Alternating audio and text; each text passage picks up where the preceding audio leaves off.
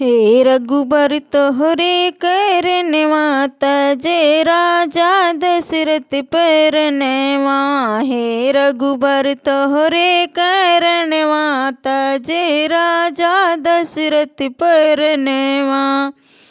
राम तो होए मोरे आँखिया के पुतरी, राम तो होए मोरे आँखिया के पुतरी। लक्ष्मण दोनों नयनवा तजे राजा दशरथ परनवा। लक्ष्मण दोनों नयनवा तजे राजा दशरथ परनवा। हे रघुबर तोहरे करनवा तजे राजा दशरथ परनवा। हे रघुबर तोहरे करनवा तजे राजा दशरथ परनवा। सीता तो हई मोरी हथवा के कलछुल, सीता तो हई मोरी हथवा के कलछुल। के ना बनावे भोजनवा तजे राजा दशरथ परनवा। के ना बनाए भोजनवा तजे राजा दशरथ परनवा।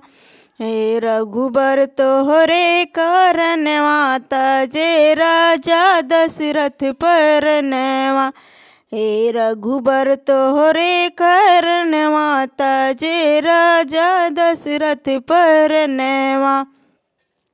जाई के पहुँचे चित्रकूट में, जाई के पहुँचे चित्रकूट में। ओहू ना मिले ठेकनवा तजे राजा दशरथ परनवा। ओहू ना मिले ठेकनवा तजे राजा दशरथ परनवा। हे रघुबर तोहरे करनवा तजे राजा दशरथ परनवा। हे रघुबर तोहरे करनवा तजे राजा दशरथ परनवा। जाई के पहुँचे पंचवटी में, जाई के पहुँचे पंचवटी माँ। वहाँ हो गे सीता हरनवा तजे राजा दशरथ परनवा।